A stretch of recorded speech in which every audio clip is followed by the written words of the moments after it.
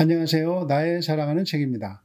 오늘은 두고두고 읽어야 하는 고전 프랑수와 페넬롱의 그리스도인의 완전을 소개하는 마지막 시간입니다. 마지막 4장의 제목은 자신을 내려놓는 성화의 삶입니다.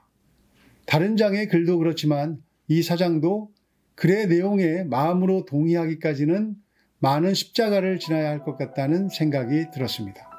페넬롱은 지식을 얻기 위해서가 아니라 자아를 불신하기 위해서 책을 읽으라고 말합니다. 새로운 내용이 있나 하는 마음으로 책을 보지 말고 내 안에 죽지 않은 것이 얼마나 많은지를 보겠다는 마음으로 책을 읽으라는 이야기입니다. 인정하고 돌이킬 마음의 준비가 되어 있지 않다면 하나님의 깊은 사랑이 담겨 있는 질책의 말을 그대로 받아들이기는 어렵기 때문일 것입니다. 파트 4. 자신을 내려놓는 성화의 삶. 오직 하나님이 주시는 상실의 고통을 통해 우리는 진정으로 우리 자신에게서 떨어질 수 있다. 하나님은 우리가 감당하기 어려운 비전을 주지는 않으신다. 하나님은 때가 되기도 전에 우리 마음 속에서 제거해야 할 대상을 미리 보여주시는 법이 결코 없으시다. 우리 각자는 마음 깊은 곳에 거대한 오물을 지니고 있다. 만약 하나님이 그 독소와 경악스러운 모습을 우리에게 보여주신다면 우리는 창피해서 죽고 싶을 것이다. 지금 내가 말하는 사람은 엄청난 악으로 마음이 썩은 사람들이 아니다. 지금 나는 정직하고 순결해 보이는 영혼에 대해 말하고 있는 것이다. 우리는 공개적으로 나타나기보다는 마음 깊숙한 곳에 수치스럽게 자리 잡고 있는 어리석은 허영을 직시해야 한다. 당신의 자아와 당신이 사랑하는 모든 것으로부터 떨어질 때 좋은 우정이 사라지고 마음이 강팍해지기는커녕 오히려 당신은 순수하고 견고해질 뿐만 아니라 충성스럽고 사랑이 넘치는 하나님과의 우정을 즐기게 될 것이다. 순수한 믿음은 보지 않고도 믿는 것처럼 순수한 사랑 역시 느낌이 없을지라도 사랑한다. 이 사랑은 상상과는 거리가 먼 의지와 관련된 사랑이다. 현재 앞이 보이지 않을지라도 하나님의 섭리를 수행하기 위해 자신을 의도적으로 생각하지 않으려 하고 적어도 자신의 자아를 다른 사람처럼 여기며 걸어가고 있는가? 아무런 지원도 받지 않으면서 순수한 신앙을 지키는 것이 진정한 회개다. 나는 이것이야말로 가장 효과적이고 확실히 우리를 십자가에 못 박는 회개라고 생각한다. 회심 후 변화를 도모하는 많은 사람들이 자신의 생각을 정화시키고 자신이 처한 일상적인 행동에서 타고난 본성을 제어하기보다는 그보다 더 뛰어나고 특별한 어려운 일을 해야 한다고 착각한다. 진정한 그리스도인이 되기 위해서 외형적인 행동을 바꾸기보다 그의 속마음을 변화시키는 일이 더 중요하다. 단순한 삶의 방식으로 살아갈 때 우리의 영혼은 엄청나게 확장된다. 그래서 마치 엄마의 손에 이끌려 걸어가는 아이처럼 어디를 가든지 걱정하지 않고 살아갈 수 있다. 그 결과 감옥에 갇히든지 자유롭게 되든지 간에 언제나 행복하게 된다. 그리고 언제든지 말하고 언제든지 침묵할 수 있게 된다.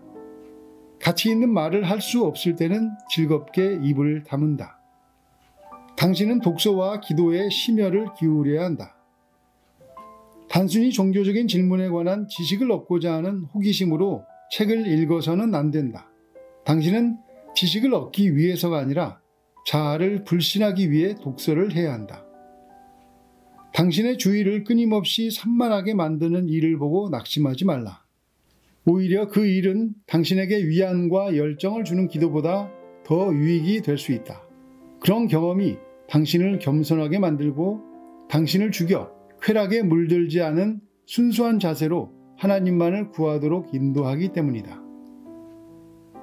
죽음. 자신에 대해 죽은 사람에게 육체의 죽음은 은혜 사역의 시작이다.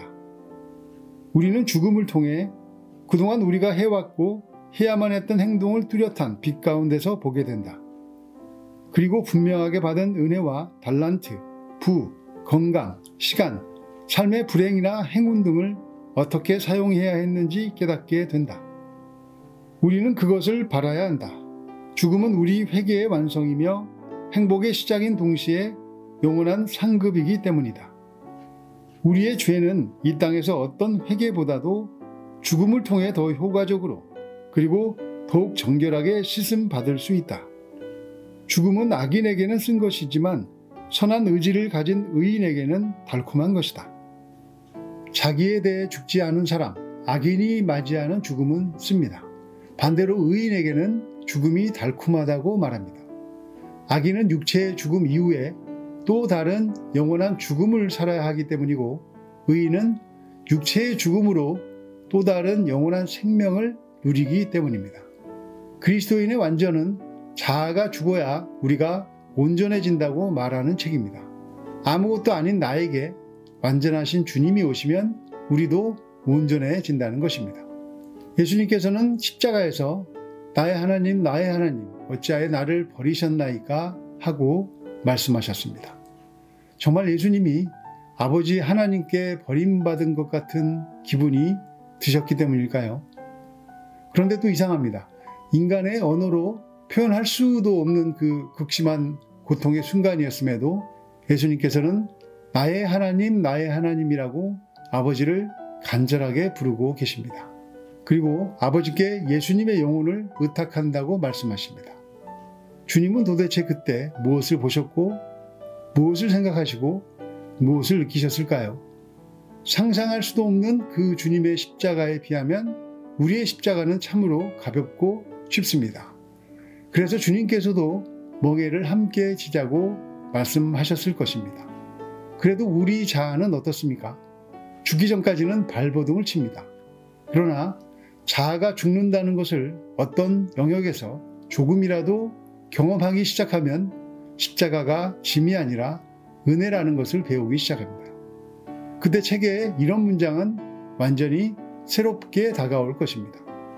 단순한 삶의 방식으로 살아갈 때 우리의 영혼은 엄청나게 확장된다. 그래서 마치 엄마의 손에 이끌려 걸어가는 아이처럼 어디를 가든지 걱정하지 않고 살아갈 수 있다.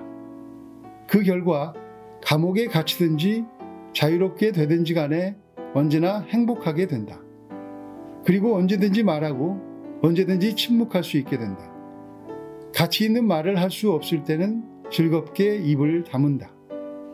언제든 말할 수도 있고 언제든 침묵할 수도 있게 되는 자유. 가치 있는 말을 할 수 없을 때 즐겁게 입을 다물 수 있는 자유. 그 자유는 오직 십자가에서 주님과 함께 자아가 죽어야만 누릴 수 있는 것입니다. 그래서 페넬롱은 죽음은 회개의 완성이고 행복의 시작인 동시에 영원한 상급이라고 말했을 것입니다.